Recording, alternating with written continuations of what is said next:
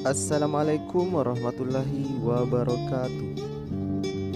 Selamat tahu di Iyana sana.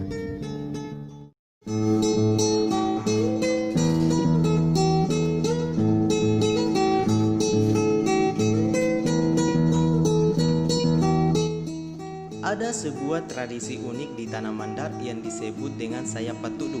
Sayang adalah bahasa Mandar untuk kuda dan patudu adalah menari. Kuda yang dikenal biasanya hanya sebagai hewan tunggangan ternyata bisa menggerakkan badannya seirama dengan alunan musik. Tradisi ini dapat ditemui di Tanah Mandar, yaitu suku mayoritas yang mendiami semenanjung barat Pulau Sulawesi atau saat ini dikenal dengan sebagai Provinsi Sulawesi Barat. Sejarah dimulainya tradisi ini tidak diketahui secara pasti. Siapa yang menciptakan atau siapa yang memulai dan kapan dimulainya? Ada sumber yang mengatakan bahwa sayap patudu sudah ada sejak abad ke-14 pada masa pemerintahan raja pertama Kerajaan Balanipa. Di Manyambungi yang bergelar Todilaling disebutkan bahwa pada masa itu kuda merupakan satu-satunya alat transportasi dan masyarakat berinisiatif untuk sekaligus menjadikannya sarana hiburan sehingga lahirlah sayap patudu.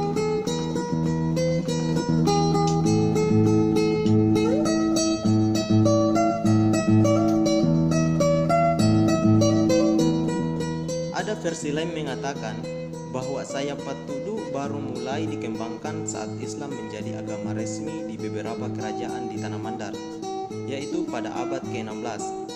Dikisahkan bahwa sejak dahulu berkuda sudah menjadi tradisi dan kuda identik dengan kekerasan, kekuasaan, kekuatan, dan kemewahan. Setelah Islam masuk, kuda kemudian dididik, dilatih, sekaligus menjadi alat pendidikan. Bagi putra bangsawan, keterampilan berkuda menjadi sebuah keharusan. Demikian halnya para santri. Kemampuan untuk membuat kuda patuh kepadanya menjadi salah satu tolak ukur keberhasilannya sebagai santri yang telah menamatkan pengajian.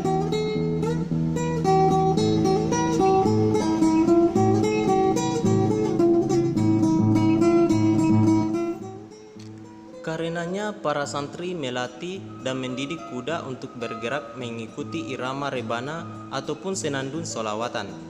Dari sini sayap patudu mulai berkembang di lingkungan istana dan disakralkan, dan hanya dimainkan pada upacara-upacara ritual yang berkaitan dengan kelahiran Nabi Muhammad SAW.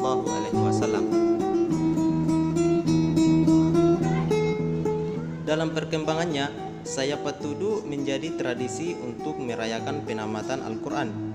Seorang anak yang telah khatam bacaan Quran akan diupacarakan dengan menunggangi sayap patudu dan diarak keliling kampung untuk disaksikan oleh masyarakat. Sayap patudu pun menjadi motivasi bagi anak-anak untuk segera menamatkan Al-Quran.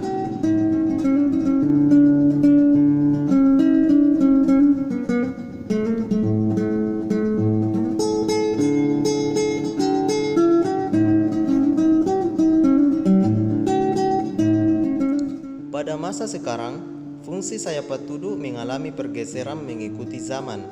Sayap patudu tidak hanya digelar pada penamatan Quran, namun juga digelar untuk penyambutan tamu kehormatan dan untuk kepentingan atraksi wisata.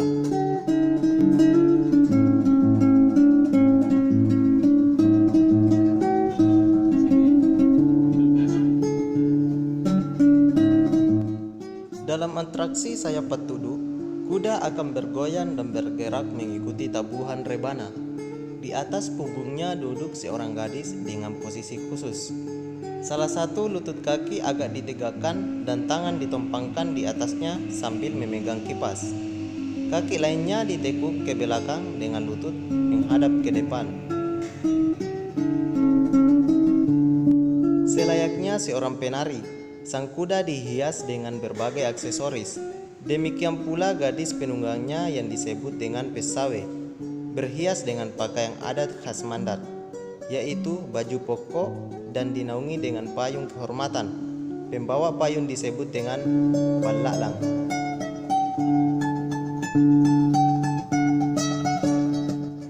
Untuk penamatan Quran, dalam bahasa setempat disebut mapatamma Quran. Anak yang diupacarakan akan berada di belakang penunggang atau pesawe dengan memakai pakaian haji atau pakaian khas yang dikenakan seseorang yang telah bergelar haji. Untuk laki-laki memakai sorban dan perempuan mengenakan selendang penutup kepala. Saat tetabuhan rebana mulai berbunyi, sang kuda akan menghentak-hentakkan kaki dan mengangguk-anggukkan kepala, dan sesekali mengangkat setengah badannya di udara. Suara gemerincing dari hiasan kuda berpadu dengan hentakan kaki kuda dan tabuhan rebana semakin menambah semangat sang kuda dan penonton yang menyaksikan.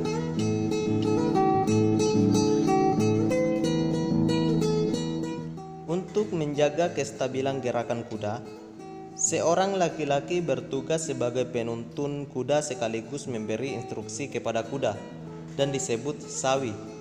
4 orang sebagai pendamping yang disebut pasarung.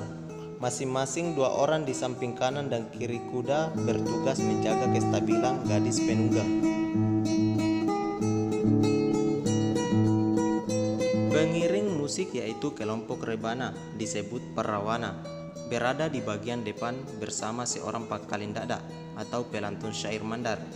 Sesekali suara tabuhan akan diselingi dengan syair-syair yang dilantungkan pangkalin dada yang berisikan nasihat-nasihat agama, pendidikan, dan pantun pergaulan muda-mudi.